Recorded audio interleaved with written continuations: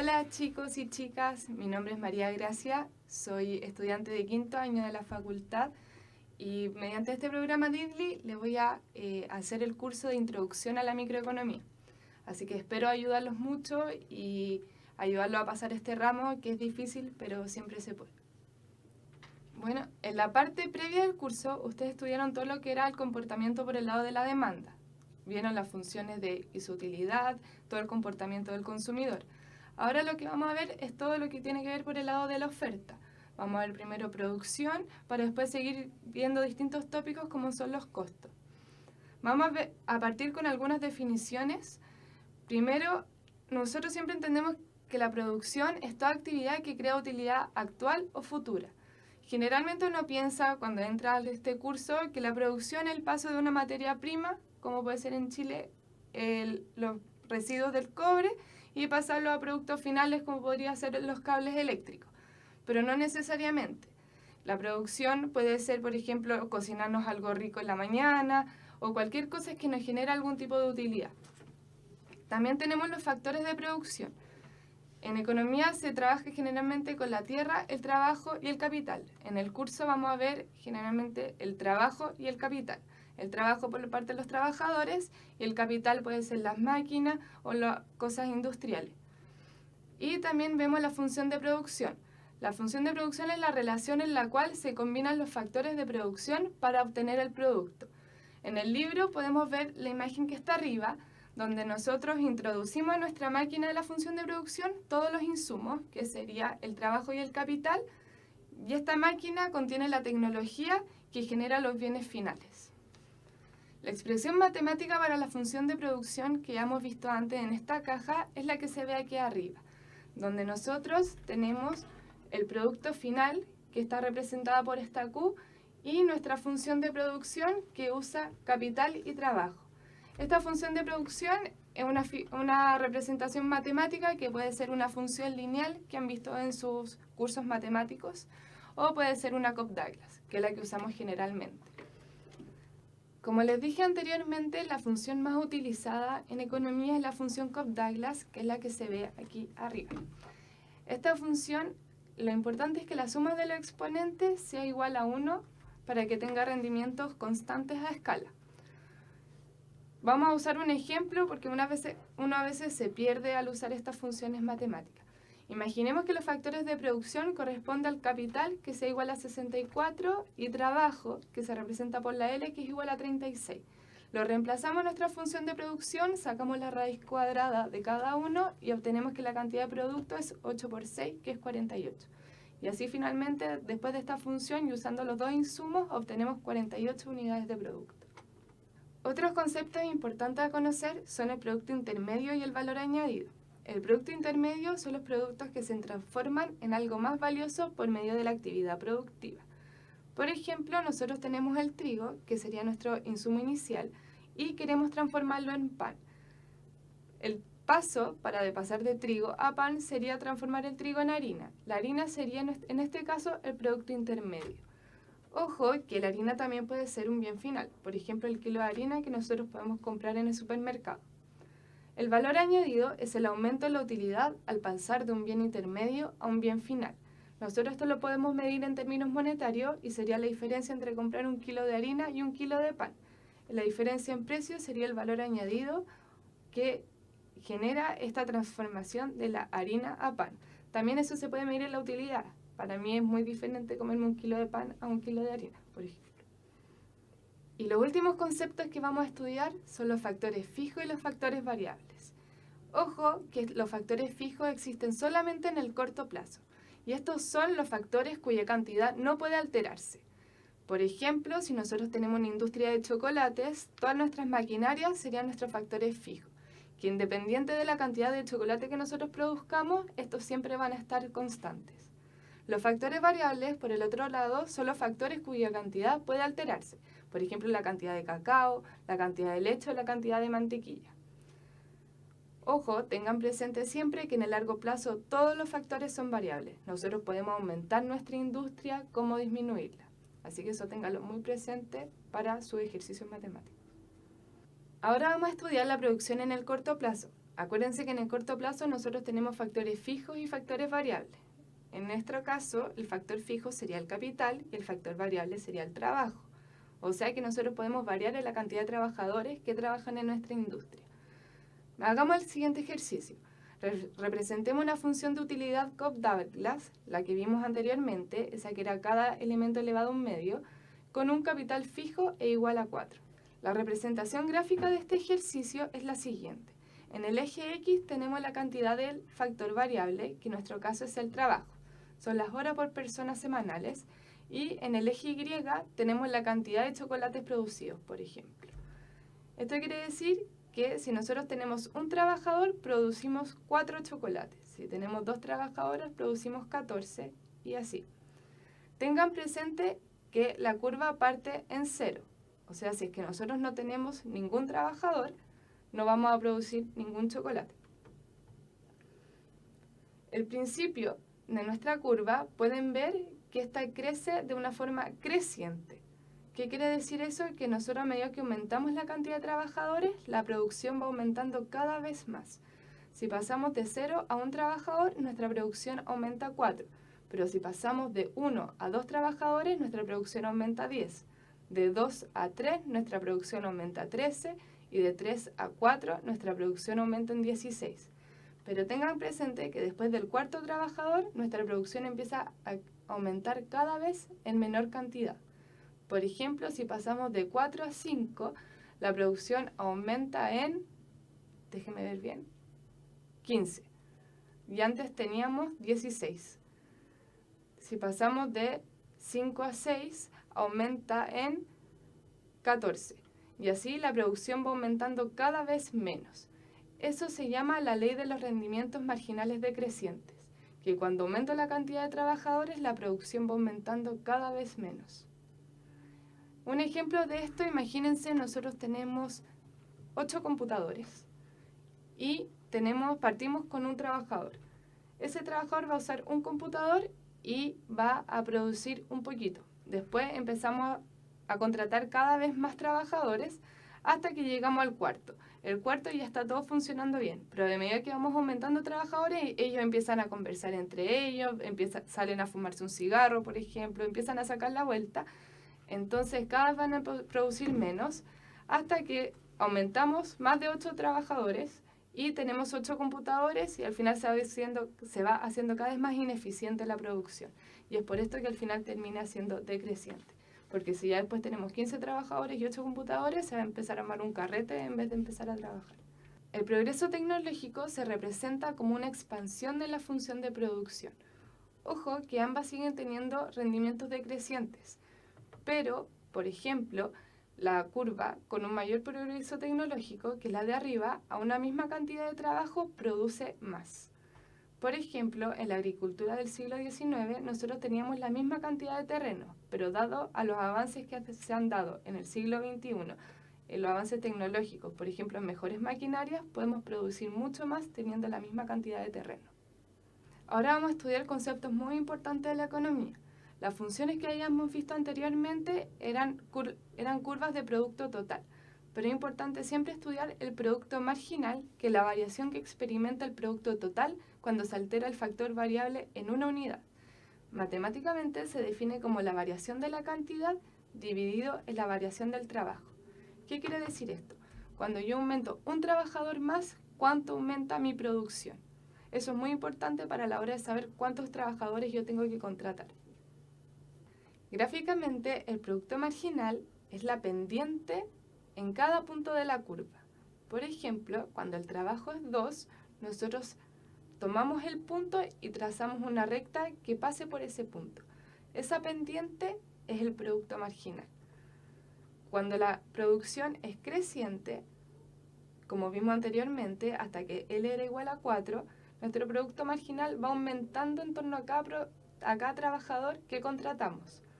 Pero cuando llegamos a 4, este rendimiento comienza a ser decreciente, como habíamos visto antes, y el producto marginal de cada trabajador va disminuyendo, dado que a medida que contrato un trabajador más, la producción va disminuyendo, hasta que llegamos al total de 8, donde la producción empieza a ser decreciente, la productividad marginal. Entonces ahí nosotros no deberíamos seguir contratando trabajadores. Ahora vamos a realizar el ejercicio 9.2 del libro. ¿Cuál es el producto marginal del trabajo cuando L es igual a 3 en el caso de la función de producción representada por la figura? Y cuando L es igual a 1, ¿muestra el trabajo rendimientos decrecientes en esta función a corto plazo? La función de producción es la que está representada aquí y es igual a 2L.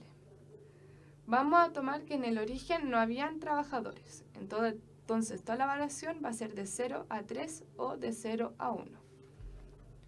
La cantidad es igual a 2L, entonces tenemos 3 trabajadores en el primer caso y hacemos 2 por 3, partido de la variación del trabajo que es de 0 a 3, entonces es 3.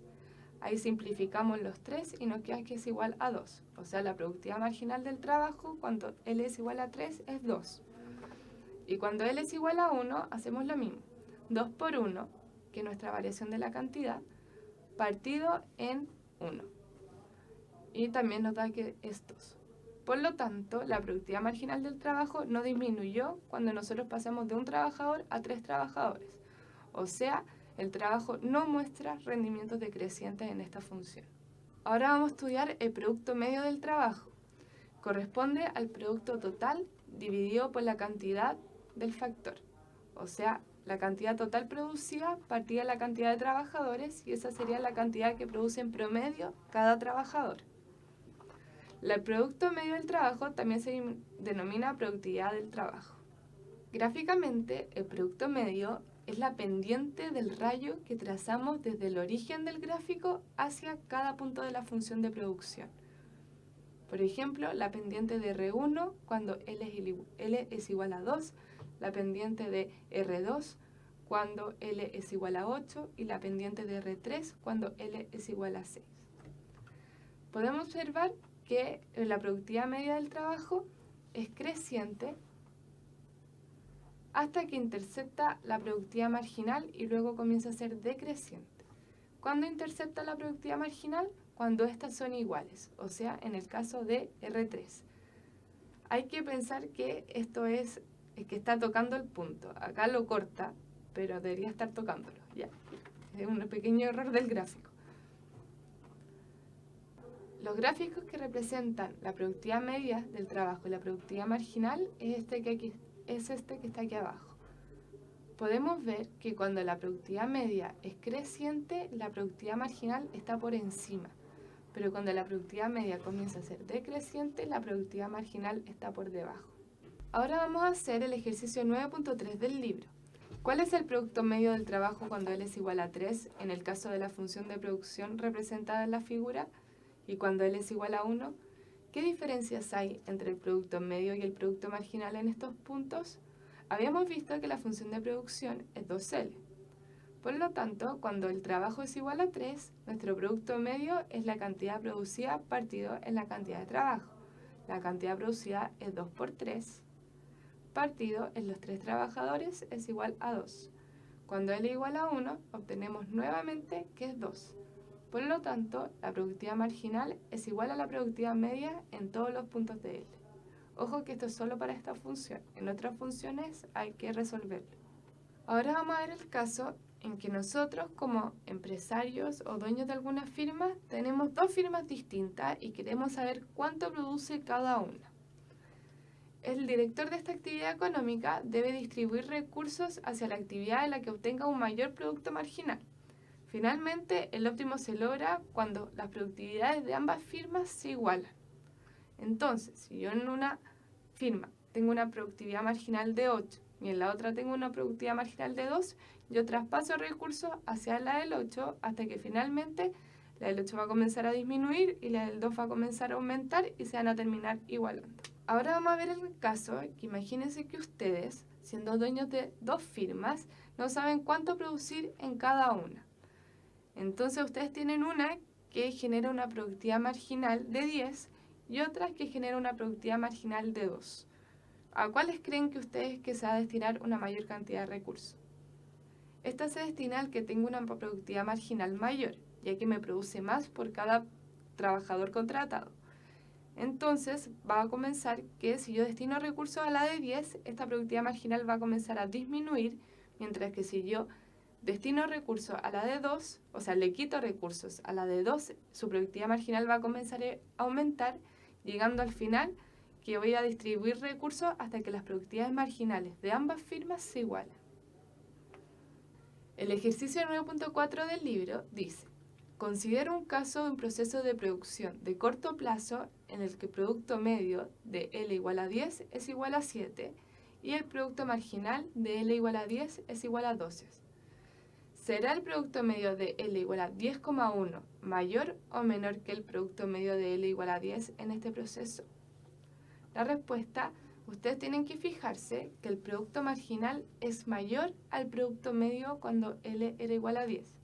¿Qué quiere decir esto? Que el producto marginal está aumentando.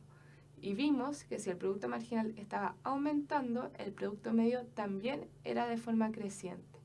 Entonces, el producto medio de L igual a 10,1 va a ser mayor que el producto medio de L igual a 10 porque este está creciendo. Ahora vamos a estudiar la producción a largo plazo. Es muy importante que recuerden que en el largo plazo todos los factores de producción son variables. Si nosotros tenemos una industria con nuestro capital, nosotros en el largo plazo podemos aumentar esta industria, podemos comprar más maquinarias, como podemos también cambiar la cantidad de trabajadores. Ya, importante que tanto K como L son variables. Imaginemos una función de producción de la forma 2KL. Y ahora imaginemos que queremos escribir todas las combinaciones posibles de capital y trabajo que producen una cantidad de producto igual a 16 unidades. O sea que 16 sea igual a 2KL. Despejando K, K es igual a 8 partido en L. ¿Recuerdan en la parte anterior del curso cuando estudiamos el comportamiento del consumidor? Que nosotros logramos graficar las curvas de isoutilidad. En la producción pasa algo muy similar y tenemos las isocuantas de producción, donde en el eje X escribimos el primer factor, que es el trabajo, y en el eje Y colocamos el segundo factor, que es el capital. Las isocuantas de producción ven cuánto capital yo tengo que sustituir para obtener un trabajador más. ¿Por qué esto no existe en el corto plazo? Porque el capital no se puede cambiar, porque es fijo. En el largo plazo sí existen isocuantas de producción porque ambos factores son variables. Es muy importante, y no sé si se acuerdan, que cuando estudiamos el comportamiento del consumidor, el número de cada función, o sea, de cada isoutilidad, no importaba. Lo que importaba era el orden de la magnitud. En nuestro caso, o sea, en este caso de las isocuantas de producción, sí importa el número, porque la cantidad que representa cada isocuanta es la cantidad producida. La pendiente de cada isocuanta se llama relación marginal de sustitución técnica. Es la relación en que puede intercambiarse un factor por otro sin alterar los niveles de producción. Y se define como está aquí. Es el valor absoluto de la variación del capital partido en la variación del trabajo, que es lo mismo que la productividad marginal del trabajo partido en la productividad marginal del capital.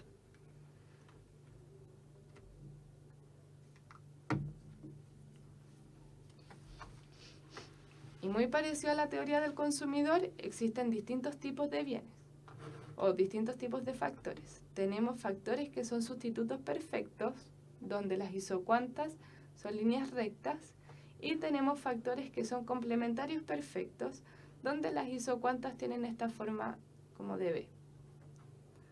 Es muy similar a la teoría del consumidor. Y ahora vamos a realizar el ejercicio 9.6 del libro. Dado el nivel actual de capital y de trabajo de una empresa, el producto marginal del trabajo en su proceso de producción es igual a 3 unidades. Si la relación marginal de sustitución técnica es 9. ¿Cuál es el producto marginal del capital? Nosotros habíamos visto que la tasa marginal de sustitución técnica es la variación del capital partido en la variación del trabajo, que era igual al producto marginal del trabajo partido en el producto marginal del capital. Lo único que tenemos que hacer ahora es reemplazar por los valores que nos dicen en el enunciado, donde tenemos que la relación marginal de sustitución técnica es 9 y tenemos que el producto marginal del trabajo es igual a 3. Despejamos y nos da que el productividad marginal del capital es 3 partido 9, o sea que 1/3. Y lo último que vamos a estudiar de este capítulo son los rendimientos a escala. ¿Qué ocurre con la producción cuando se incrementan todos los factores en la misma proporción? Ojo que eso es muy importante. Yo aumento tanto el capital como el trabajo en la misma proporción. Por ejemplo, ambos aumentan el 20%. Este es un concepto de largo plazo porque yo estoy cambiando ambos factores.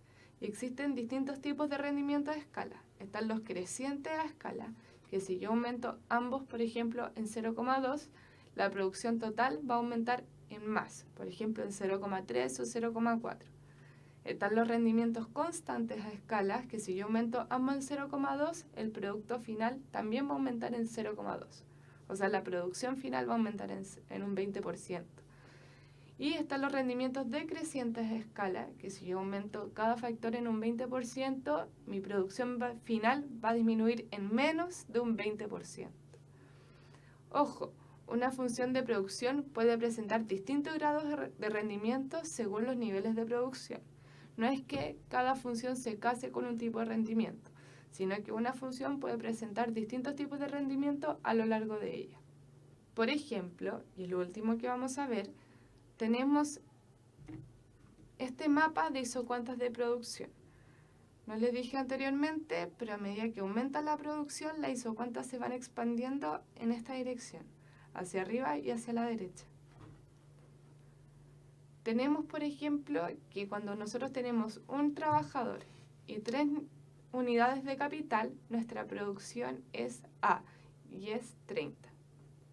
Cuando nosotros tenemos 2 trabajadores y 6 unidades de capital, nuestra producción es 90. Nuestros trabajadores se doblaron. De 1 pasaron a 2 y nuestra cantidad de capital también se dobló, de 3 a 6. Pero nuestra cantidad producida se triplicó, pasó de 30 a 90. ¿Qué quiere decir esto? Que hay rendimientos crecientes a escala, porque los factores aumentaron en un 100%, mientras que la producción aumentó en un 150%. Luego, nosotros podemos ver, por ejemplo, que cuando pasamos de 3 a 4 y de 9 a 12, ambos factores aumentaron en 1/3 y nuestra producción pasó de 180 a 240. También aumentó en 1/3. Entonces, esto quiere decir que en esta parte hay rendimientos constantes a escala. Y finalmente nosotros tenemos el paso de 6 a 7 trabajadores y de 18 a 21 unidades de capital. Eso es un aumento de un 16,7%, pero lo tenía que ver. Y acá tenemos una cantidad de producción de 400 que pasamos a 420. Ustedes pueden ver que la cantidad producida aumentó en un menor nivel que el aumento en la cantidad de los factores. Y esto quiere decir que hubo rendimientos decrecientes a escala en estas unidades de producción. Chicos y chicas, se terminó la clase de la producción. En esta vimos algunas definiciones. Definimos qué era la productividad marginal, la productividad media, la producción en el corto plazo y en el largo plazo.